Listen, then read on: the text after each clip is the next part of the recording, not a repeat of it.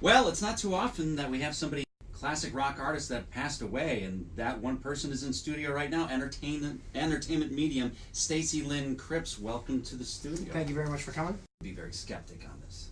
Absolutely. Now, why to actually believing that this is true? That you've been contacted by, let's say, Ric Ocasek from the Cars just weeks ago. He passed away. Mm-hmm. So it's in the feeling. I give spiritual readings from their loved ones, for their families, that it's them. And when they feel that and they know that, it's very healing for them. I'll say grief much easier, knowing that they're still with them in spirit, helping them. But the Ric Ocasek did by entertainers in spirit for 8 years. When you say contacted, yes, what do you mean by that? spiritually, I can see, hear, and feel them in the afterlife. Okay. So they will come to me in my dream state. They'll wake me up with their songs in the morning. They'll bring me signs galore throughout the day. And they really come through strong in meditation and in spiritual readings. So what happened with Rick is, well, I've got many over there that I've worked with their families. Whitney Houston, I've given spiritual readings from them to their families and to their managers. So, for instance, what did Ric Ocasek say? Yeah, what do you say? So Rick started playing his music when I was falling asleep. I know that they connect with me immediately. He woke me up the next morning with song. I went into meditation. He was right there. He was accompanied by Prince and Tom Petty, who had already connected with me for the last number of years. And So he buddied up already with Prince? He buddied up. Prince is like a guide for me over there. He brings a lot of people because I've given readings from him to his family. Is he still a snappy dresser, Prince? He's still snappy. Yes, very snappy. He always shows up in different garb every time I see him. So he's, very smug and very spiritual too. He's very spiritual here. So he can actually blend really, really fluidly with me and bring me word for word. Now, do you have conversations with them, or is this in your? I mean, are you talking physically, like is your mouth moving, or are you just talking mentally? It's more in my spirit, telepathically. Okay. Okay, so mindfully. And when Rick came through in meditation, he said, "I'd like for you to give a message to my all." But before he did that, he brought a bunch of evidence. So he said he was happy to be reunited with his bandmate of many years. Okay. He showed the Big Ben clock in London. I didn't know what that was about, but he showed it. And then he said, "I'm going to connect you with someone." And I said, "Okay, great." And he mentioned the name Lee. He wanted Lee. And so we spent some time in meditation for me. I said, "Yeah." He said, "Just let him know thanks for the ride." And he's very poetic and very metaphoric, is what he said in his writings. So did you realize who he was talking about? No. Okay. So then later that day, I get a phone call, and what Spirit will do, they will orchestrate me meeting their people. They will set up situations very holistically where I meet their people. And I get a phone call from a man that I'd worked with, a dad by the name of Matt Horowitz, who son had passed away years ago, and I had worked with his family, and I know them very well. And he said, "You're not going to believe this. I saw your post." He said, "I know Rick." He said, "I was actually on a summer tour with him with my band back in the 80s. And then I shared with him, his band was called The Detours, and I shared with him what Rick had brought through about Big Ben." He said, "Well, Ben was in his band." Or Why wouldn't he just say Ben? Why would he show a picture of a clock? So because I actually connected to the name Ben with the Big Ben clock. All right. He knows I'm going to bring that through and share that with somebody. But they do bring names. He brought the name Lee. As soon as I mentioned it, Matt started screaming on the phone. He was wearing Lee jeans. Lee was their roadie manager. Okay, for real. That's what, For real. Okay. This For is real. He's still living. He's still living.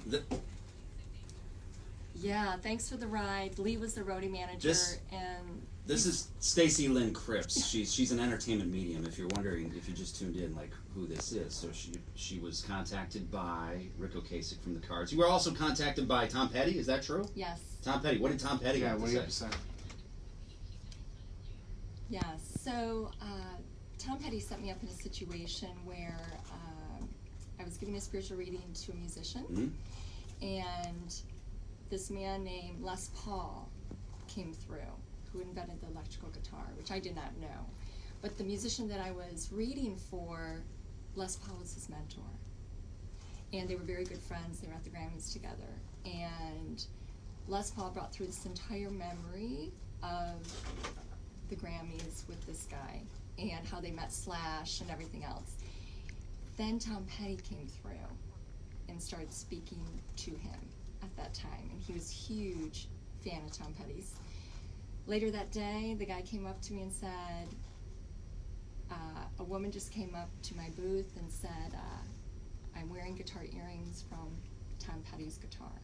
So that was an immediate sign for him that Tom had connected earlier that day in a spiritual reading. Does Petty ever give you any lottery numbers? He doesn't. Nobody gives Prince me any never did lottery either? numbers. No. Aretha Franklin? No. David Bowie? Bowie No. never give you lottery numbers either? I mean, Aretha's pretty hysterical when she connects with me because I'm from Detroit and she's from Detroit. Okay, when you say connect, is there anything like in the movie Ghost where like Whoopi Goldberg where they're talking to her and you find yourself going hey, what are you talking about? Get out of here, Tom! Like, I don't know. Okay, well, I will share what happened with Aretha. So I love Aretha, and on the day she passed, I was doing a post about her, and this is a little freaky, but it's not freaky. I mean, for me, it's very common. Siri went off and said Franklin's here, and right at So that, Siri knew too. Siri went off. Holy cow!